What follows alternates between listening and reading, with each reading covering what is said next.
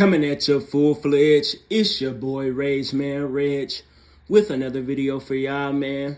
Welcome, YouTube.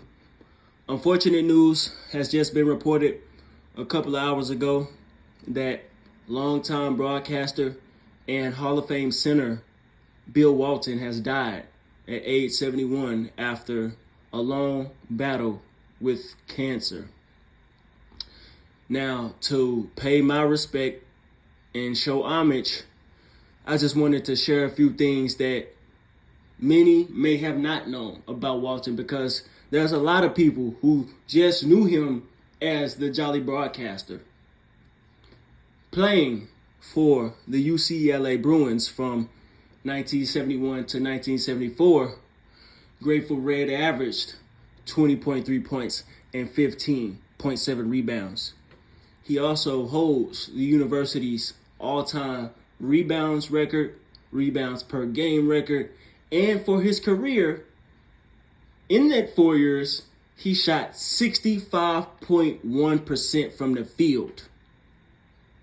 Also, he led the team to back-to-back NCAA titles. And in those 4 years, lastly, he ended with an overall record of 86-4.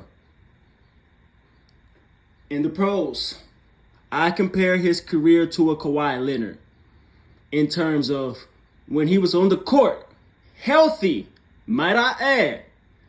We saw what he was capable of. Playing in just 468 games, Walton put up 13.3 points, 10.5 rebounds, and 3.5 assists.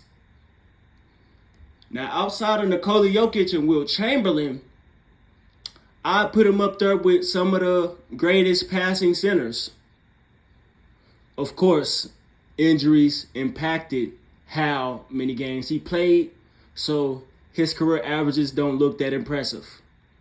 For instance, in his MVP season in 1978, he put up 18.9 points, grabbed 13.2 boards, dished 5 dimes, stole a ball, and committed 2.5 rejections as the Portland Trail Blazers fell completely off after another untimely injury, just winning 58 games.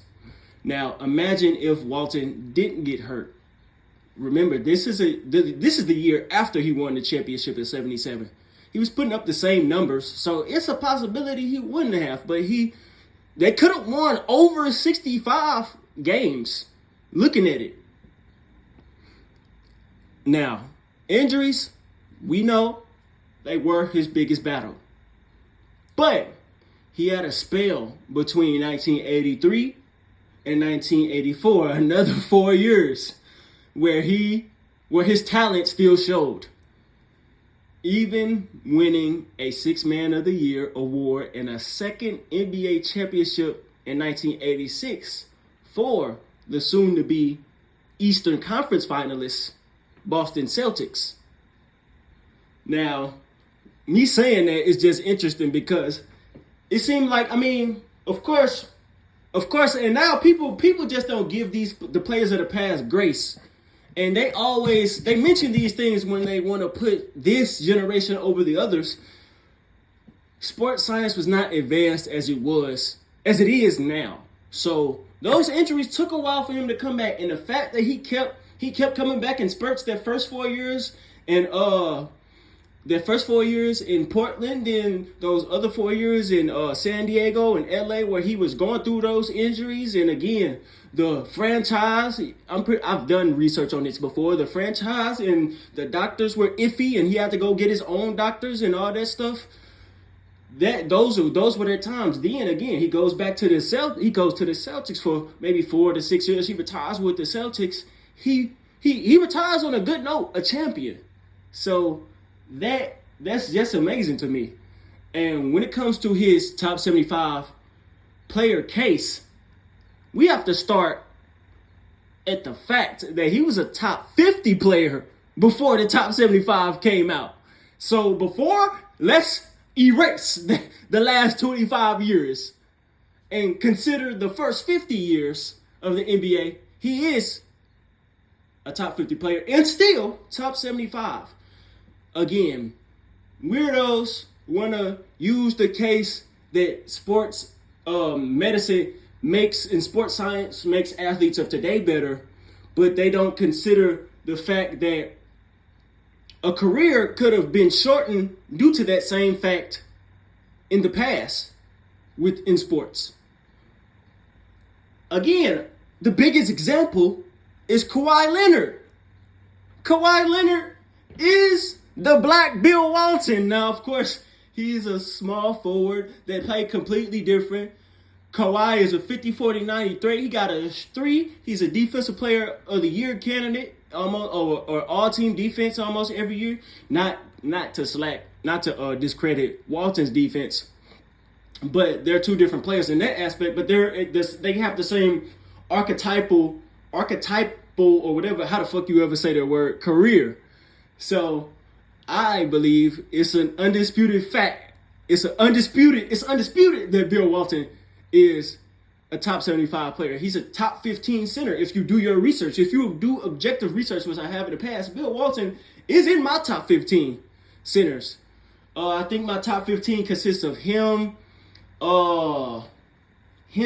Patrick Ewing, it's a lot. It's in 3 others, of course. They ain't coming to my mind right now.